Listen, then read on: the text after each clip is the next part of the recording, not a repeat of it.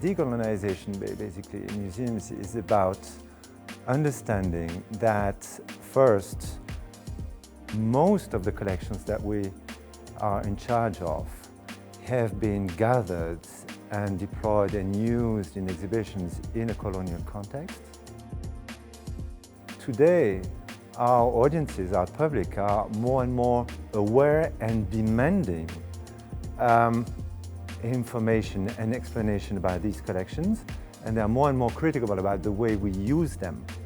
Over the past 30 years, things have changed drastically in the sense that now museums are considering more and more the fact that they are stewards of these collections and not only owners. So we try very much to get away from this idea of appropriativeness of collections.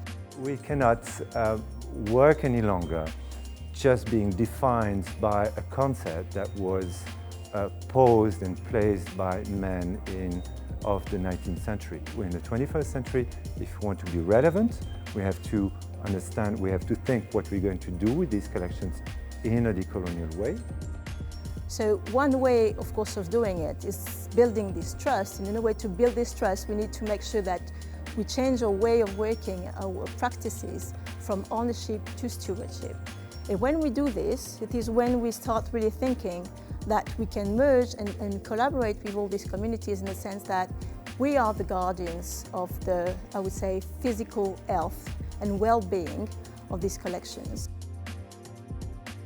Today we want to acknowledge intellectual property, cultural rights, or at least the claims that some people, families, clans, groups, indigenous people may have with regard to some collections. Objects or collections that they may or may not want us to use, to touch, to exhibit, to show, to share, sometimes even might want to have repatriated or returned.